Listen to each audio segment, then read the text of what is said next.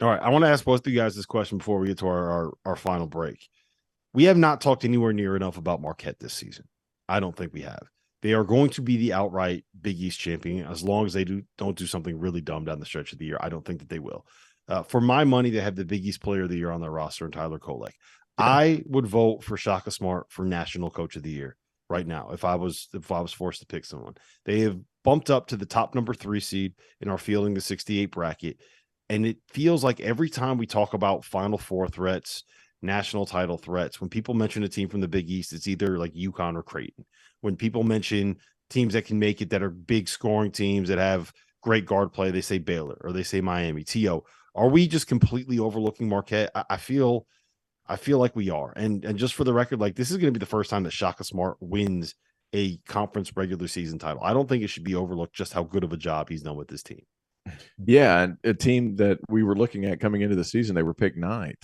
Mm-hmm. And even I was like, man, I just don't know. If I feel like if Cam Jones could make a leap, they could be there. But was it Oso Ighodaro? Like him just being a decision maker at the 5 like changes everything. And also Tyler Kolek, I picked him as a midseason All-American. I'm sticking with it. I'm sticking with it. That dude, in my mind, is an All-American in a Big East league that's really tough. Probably has 5 out of their 11 going in the currently in the bracket, and a couple of other teams and Nova's coming, and a couple of other teams that were bubblicious up until recently. Sorry, Dagan Hughes. But it was a thing where it was like he just is so good, and what they're doing as far as it seems like a lot of pistol action, but they're putting them in some higher spots, up elbow extended or lane line extended as opposed to out on the wings. Like their driving angles are really, really good. And Omax Prosper's been overlooked too. He's a big switchable dude who can shoot it a little bit. They've got a lot of different guys. Cam Jones can get hot. Tyler Kolek's been unreal all season, and he's so smart and he's just tough. Anybody that can look a reporter dead in the eye and say fuck him is a bad dude. And he did that. Check this out.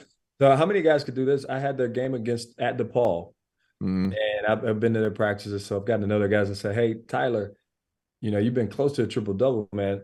Can I get a triple-double? So I'm calling the game. He ends up 1 rebound short, comes running up after the game.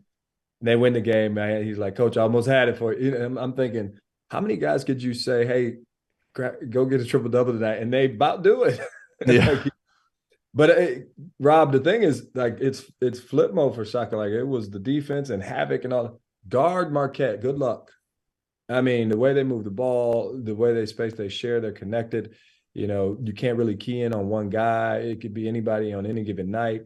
And with Tyler Kolek, driving the ship is just, can a team, who's the last offensive team like juggernaut that you're like that got to the Final Four? Because their defense. I know who. I know exactly who. Go ahead. Who you got? You were on that staff. Yeah, that's true. Our player drank a lot of cranberry juice. Okay, it was that team. No, I looked it up. That was the lowest. I think one of like the 2 lowest defenses that made it on KenPom, like ranked. I think you were 63rd. Yeah, we gave up 62 points in the paint against Kansas, and somehow we won the game. So, yeah, that's a lot of points. It would be destiny if Shaka Smart won the field of 68 wearing a long sleeve under his polo shirt, under a dry fit polo, baby. I'm going to be sitting there on the sideline wearing that same outfit with the field of 68 logo on it, and me and Shaka are going to go look at each other and be like, that is style right there. That is fashion. You understand it, sir. Man. That's what I'm happy for him. Yeah, he's a good dude. It's just a good fit. How important fit is so important. In all honesty, I made this point when he got hired. I think that Marquette is such a better job for him because what he does better than anything else, regardless of like coaching havoc, fuck all that. What he does better than anything else is get people to buy in and believe and create like a family, right? That's what he does better than anything. And you need guys who are going to be around for 3 or 4 years to be able to do that. You can't do that with one another. It's just not possible. You're not going to be able to do it when you rely heavily on dudes that are gone in 1 or 2 years. Yeah, and especially when they're Omax transferred in, but like no portal, Yeah, like the guys. They got the kid from Loyola, New Orleans, who hasn't really played. Yeah, he got hurt. He got injured. But he tore his knee. Yeah.